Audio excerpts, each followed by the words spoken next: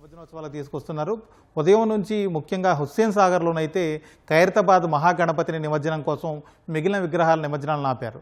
ఖైరతాబాద్ మహావినాయకుడి నిమజ్జనోత్సవం 2 గంటల తర్వాత పూర్తయింది. ఆ తర్వాత మిగిలిన విగ్రహాలన్నింటినీ అనుమతించారు. హుస్సేన్ సాగర్లో పెద్ద ఎత్తున నిమజ్జనోత్సవాలు కొనసాగుతున్నాయి. అలాగే హైదరాబాద్ నగర నలుమూలల ఉన్నటువంటి చెరువులు, కుంటల్లో కూడా ఎక్కడెక్కడ స్థానికంగా నిమజ్జనోత్సవాలు సాగిపోతున్నాయి. దీనికి సంబంధించి నిమజ్జనోత్సవాలు వాటి విశిష్టత, ప్రాధాన్యత గురించి తెలుసుకునేందుకు మనతో పాటు ప్రముఖ ఆధ్యాత్మికవేత్త రామకృష్ణమూర్తి గారు ఉన్నారు. రామకృష్ణమూర్తి గారు నమస్కారం అండి. గం గణపతయే నమః. రామకృష్ణమూర్తి గారిని అడిగి దీనికి సంబంధించిన విశేషాలు తెలుసుకుందాం. రామకృష్ణమూర్తి గారు, ఇప్పుడు ఉదయం నుంచి నిమజ్జనోత్సవాలు ఘనంగా జరుగుతున్నాయి. ఈరోజు మనం ఎన్ని రకాల వినాయక మూర్తుల్ని చూసాం, దాని విశిష్టత ఏంటి, ఎలా సాగుతుంది నిమజ్జనోత్సవం హైదరాబాద్లో? అద్భుతంగా కనుల పండువగా ప్రతివారి జీవనం ధన్యమయ్యే విధంగా గణేష నిమజ్జన మహోత్సవం జరుగుతోంది. ఇన్ని లక్షల విగ్రహాలు ఈరోజు నిమజ్జనం జరుగుతున్నాయి అంటే దాని వెనకాల భాగ్యనగర ఉత్సవ నిర్వాహక కమిటీ అహరహము చేసిన కృషి కనపడుతూ ఉంది. అందరితో సమన్వయపరిచి ఆ విగ్రహాలను నిమజ్జనం చేసే విధి విధానాలకు రూపకల్పన చేసి ఎక్కడ ఎవరు నిమజ్జనం చేస్తే శ్రేయోదాయకంగా ఉంటుందో, సమాజంలోని అందరికీ ఆనందాన్ని ఆహ్లాదాన్ని కలిగిస్తుందో తెలుసుకొని ఆ ఏర్పాట్లను చేశారు. ఇలాంటి అద్భుతమైన మహోత్సవం ప్రపంచంలో మరెక్కడా ఉండదు అంటే అతిశయోక్తి కాదు. ఇన్ని లక్షల మంది ఒకే భగవతత్వాన్ని ఆధారంగా చేసుకొని దానివల్ల వచ్చే ప్రయోజనాన్ని గుర్తించి, ఉపాసించి, ధ్యానించి, ఉపవసించి ఆ ఆనందాన్ని అందుకోవాలన్న సంకల్పంతో ఈరోజు ఈ ఉత్సవానికి పతాకమైనటువంటి నిమజ్జనోత్సవంలో పాల్గొంటూ ఉన్నారు. ప్రతి వినాయక విగ్రహం వెనకాల ఒక అద్భుతమైన మంత్రశక్తి ఉంటుంది. ఇన్ని రకాలైనటువంటి గణేష మూర్తులను మనం ఆరాధన చేస్తున్నాము అంటే దేవత అంటే మంత్రానికి ఇచ్చిన రూపం. ఇన్ని మంత్రాలతో ఇన్ని దేవతామూర్తులను ఆరాధించే అవకాశం గణేశునికి మాత్రమే ప్రత్యేకం. 33 గణేష అవతారాలు ఉన్నాయి, 33 మంత్రాలు ఉన్నాయి. బాలగణపతి, ధ్వజ గణపతి, శక్తి గణపతి, విజయ గణపతి, లక్ష్మీ గణపతి, రుణ విమోచనం గణపతి, ధ్వజ గణపతి. ఇలా ఒక్కొక్క మూర్తికి ఒక్కొక్క ధ్యాన శ్లోకము, ఒక మంత్రము, ఒక నైవేద్యం, ఇలా ఆగమశాస్త్రం, మంత్రశాస్త్రము తెలియజేసింది.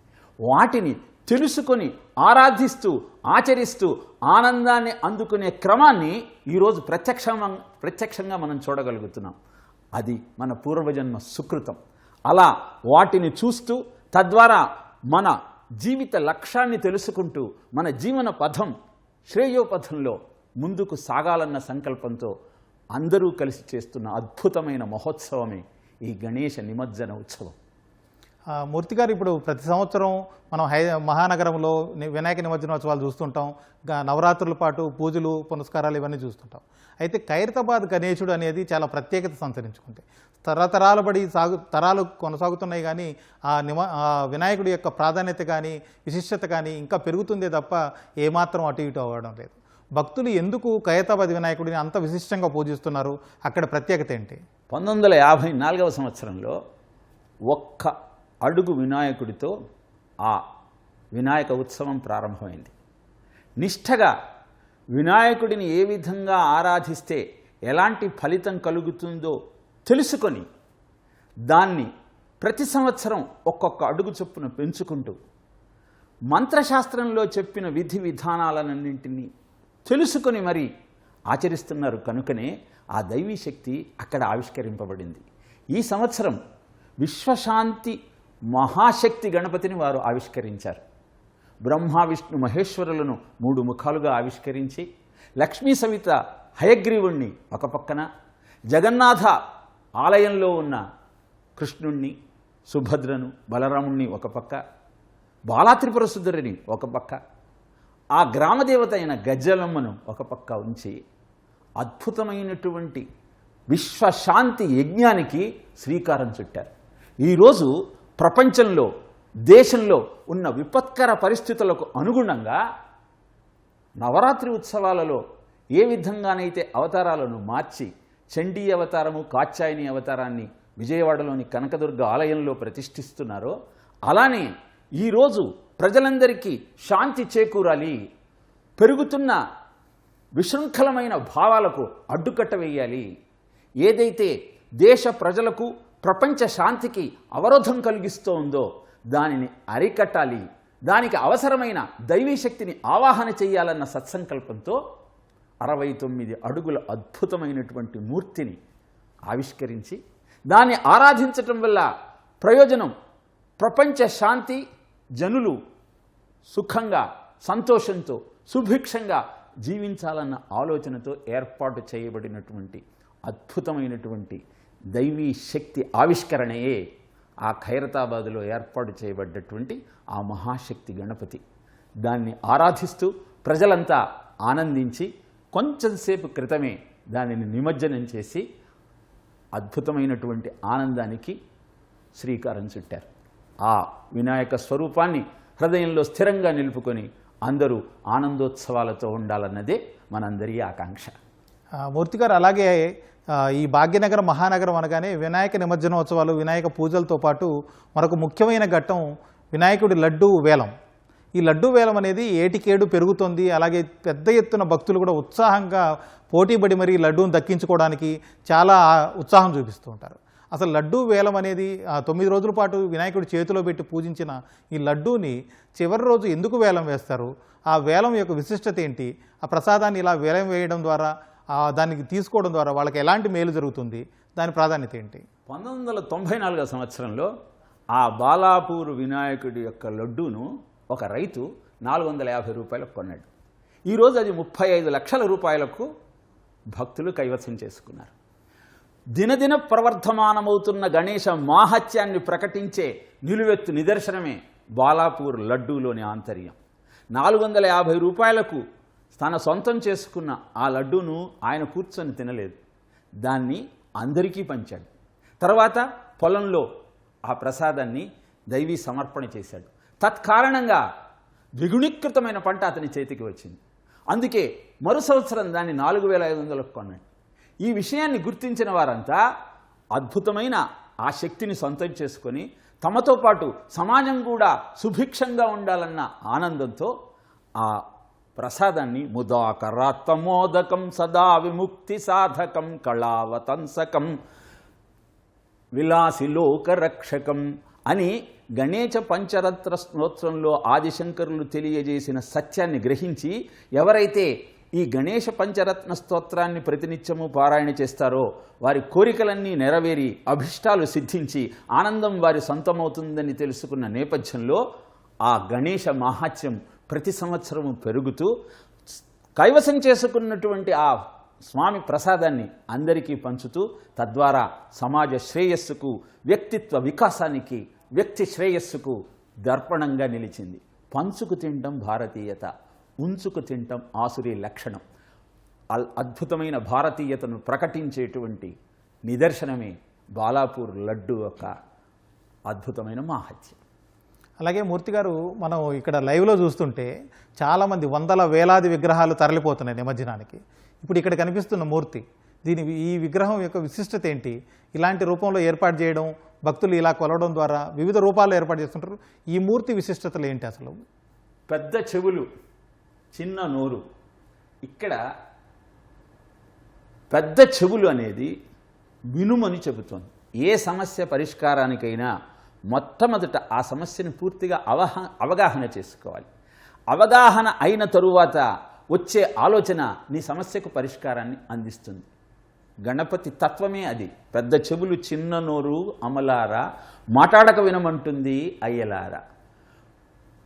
ఎరుక నీకైతే అమలారా, కొరత లేని జీవితమే అయ్యలారా.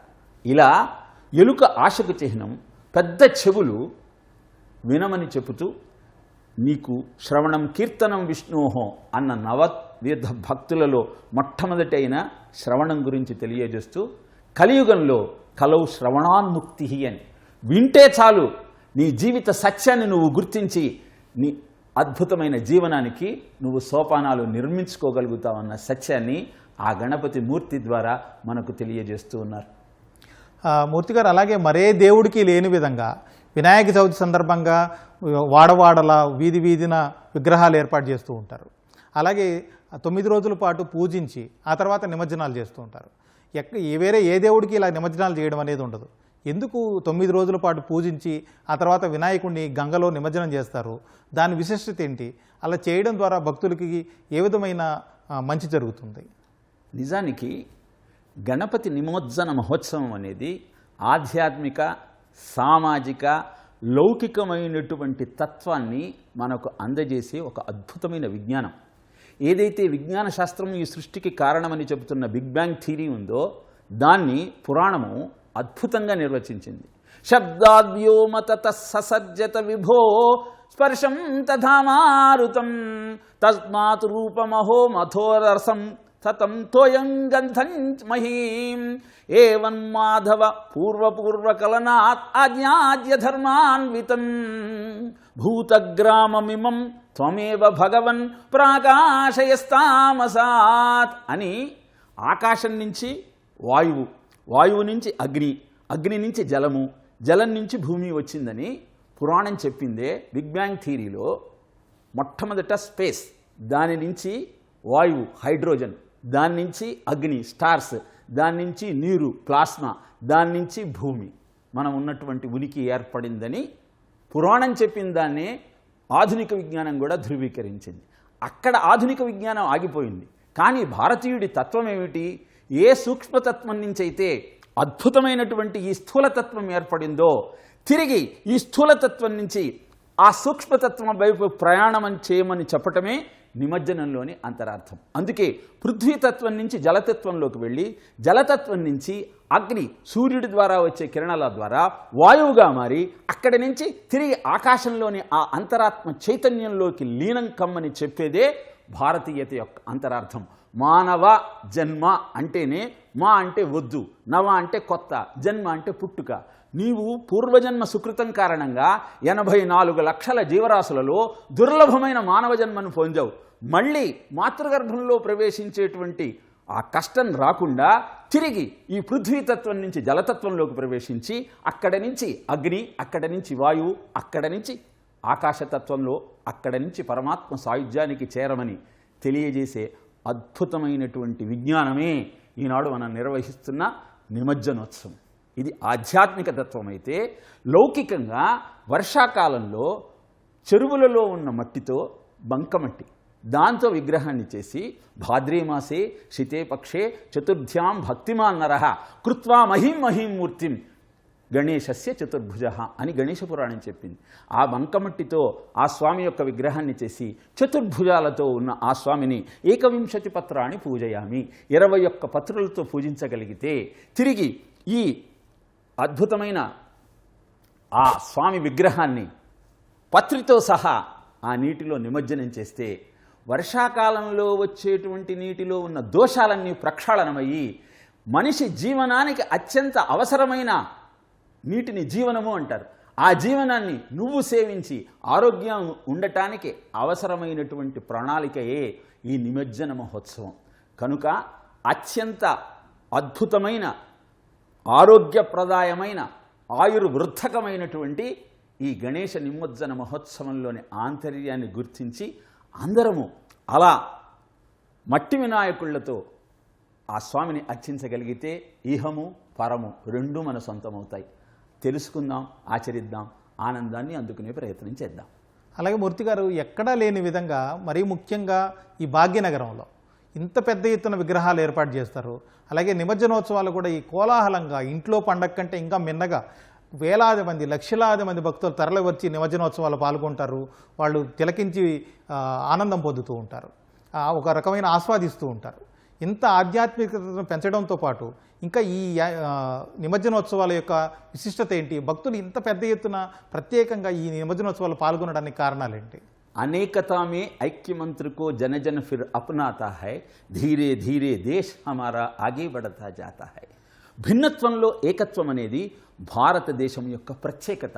ఎన్నో కులాలు, మతాలు, జీవన విధానాలు, భాషలు ఉండవచ్చు, కానీ అందరిలో ఉన్నది ఆ గణేశుని పట్ల అపరిమితమైన భక్తి. అది మనకు ఒక సూత్రంలాగా, సూత్రే మన గణాయివ అని కృష్ణుడు చెప్పినట్టు అందరినీ కలిపి ఉంచే సూత్రమే ఈ గణేశుని యొక్క భక్తి. ఇలా ఆ భక్తి అనే సూత్రాన్ని ఆధారంగా చేసుకొని అనేక భిన్నమైన భాషలు, ఆచారాలు, వ్యవహారాలు ఉన్నా అందరం కలిసి ఉండాలన్న ఆలోచనతో బాలగంగాధర్ తిలక్ అలనాటి సమాజంలోని జాతీయ సమైక్యతను పెంపొందించాలన్న ఉద్దేశంతో ఏర్పాటు చేసిన ఈ మహోత్సవము నిజానికి పురాణాలలో కూడా చెప్పబడింది. నవాన్ రాతి ఇది నవరాత్రి అని, రాతి సుఖం ఇది రాత్రి అని, సుఖాన్ని అందించేది రాత్రి అని, నవాన్ రాతి అంటే కొత్త దేహాన్ని అందించేది కనుక నవరాత్రి అని తెలియజేయబడింది. ఇలా 9 రోజులలో ఆ స్వామిని అర్చించి దేహాన్ని శక్తి సంధానే శరీర ఉత్పత్తి అని చెబుతుంది శివసూత్రం. అలా మన దేహానికి ఈ వర్షాకాలంలో వచ్చేటువంటి అనేక సమస్యల నుంచి పరిష్కారం లభించటం కోసం అద్భుతమైన గణేశ ఆరాధన ప్రతిపాదిక కావాలి, మనకు మార్గదర్శకం చేయాలనే ఉద్దేశంతో ఋషులు మనకు అందించిన అద్భుతమైన విజ్ఞానమే ఈ నవరాత్రుల్లో ఇంత కోలాహలంగా, ఇంత అద్భుతంగా ఈ ఉత్సవాన్ని జరుపుకునేటువంటి ప్రక్రియ. పెద్ద పెద్ద విగ్రహాలంటారా, అది మీ వినోదానికి మీరు ఏర్పాటు చేసుకునేటువంటి కార్యకలాపాలకి ఆధారమవుతోంది తప్పితే శాస్త్ర ప్రమాణం అనుసరించి 9 అంగుళాల కంటే ఎక్కువ ప్రమాణం ఉన్నటువంటి విగ్రహాన్ని ఉపాసన చేయటం అంత ఉచితం కాదని చెబుతోంది ఆగమశాస్త్రం. కారణం, కొండంత దేవుడికి కొండంత పత్రి ఇవ్వటం కష్టం కనుక పెద్ద ప్రమాణంలో ఉన్న విగ్రహాన్ని మనం ఆ మంటపంలో ఉంచినప్పుడు అంత నిష్ఠగా ఉండాలి, అంత పూజ చేయాలి. అలా చేయగలిగితే అద్భుతమే. కనుక శాస్త్రీయమైన ఈ విషయాన్ని గుర్తెరిగి అందరం కలిసి ఆచరిస్తున్న ఈ అద్భుతమైన దైవీ శక్తి ఆవాహన కార్యక్రమం సమాజంలో శాంతిని, సుఖాన్ని, ఆరోగ్యాన్ని, అభివృద్ధిని అందచెయ్యాలన్న సంకల్పంతో అందరం కలిసి జరుపుకుంటున్న మహోత్సవమే ఈ గణేశ నిమజ్జన ఉత్సవం. మూర్తి గారు, అలాగే ఈ హైదరాబాద్లో ఈ స్థాయిలో నిమజ్జనోత్సవాలు కానీ వినాయక వేడుకలు కానీ జరుగుతుంటాయి. హైదరాబాద్ కాకుండా భారతదేశంలో ఇంకెక్కడైనా ఈ స్థాయిలో జరుగుతున్నాయా? హైదరాబాదే ఎందుకు ఇంత ప్రత్యేకత సంతరించుకుంది వినాయకుడి మండప ఏర్పాట్లు కానీ నిమజ్జనోత్సవాలకు సంబంధించి? మొట్టమొదట బాలగంగాధర్ తిలక్ ఈ ఉత్సవాన్ని మహారాష్ట్రలో ప్రారంభించారు. మనం ఎంత ఘనంగా జరుపుకుంటామో అక్కడ కూడా కొన్ని లక్షల వినాయకులను నిమజ్జనం చేస్తూ ఉంటారు. అక్టోబర్ 5 నుంచి ప్రారంభించి వారు ఇవాళ కూడా ఆ నిమజ్జన ఉత్సవాన్ని కొనసాగిస్తూ ఉన్నారు. నిజానికి ఇలా వేల మంది విగ్రహాలను ఆరాధించి నిమజ్జనం చేసే ప్రక్రియ కేవలం భారతదేశంలో తప్పితే ఇంకెక్కడా కనపడదు. ఇలా విదేశాలలో ఉన్న భారతీయులు ఈ ఉత్సవాన్ని జరుపుకుంటున్నారు, ఇలా అద్భుతమైన ఆనందాన్ని అందుకుంటున్నారు. మన లక్ష్యం కూడా అదే. ప్రపంచమంతా ఈ అద్భుతమైన గణేశ తత్వంలోని ఆంతర్యాన్ని తెలుసుకొని జాతి, మత, వర్ణ వివక్షత లేకుండా గణేశుణ్ణి ఆరాధించగలిగినప్పుడు ప్రపంచ శాంతి నెలకొంటుంది, ప్రపంచమంతా సుఖంగా ఉంటుంది. లోకా సమస్త సుఖినో భవంతు అన్నటువంటి భారతీయ ఆలోచన విధానానికి శ్రీకారం చుట్టినట్టుంటుంది. అలా కుర్వంతో విశ్వమార్యం అన్నటువంటి ఋషి వాక్యాన్ని గణేశ ఉత్సవాల ద్వారా ప్రపంచమంతా వ్యాప్తి చేయాలన్న సంకల్పంతో ఈ గణేశ నిమజ్జన ఉత్సవాన్ని జరుపుకునే ప్రయత్నం చేద్దాం. ధన్యవాదాలు మూర్తి గారు. కృష్ణ, ఇప్పుడు దాకా చూసాం ప్రముఖ ఆధ్యాత్మికవేత్త రామకృష్ణమూర్తి గారు వినాయకుడి విశిష్టత, అలాగే 9 రోజుల పాటు పూజలు చేయడం, అలాగే నిమజ్జనాలు చేయడం, దానివల్ల ప్రజలకు, ఈ లోకానికి, సమాజానికి జరిగేటువంటి మేలును, దాని యొక్క విశిష్టతను, గొప్పతనాన్ని వివరించారు. ఇప్పుడు చిన్న విరామం తీసుకుందాం. మళ్ళీ వినాయకుడికి సంబంధించి ప్రత్యక్ష ప్రసారాలు కొనసాగుతాయి.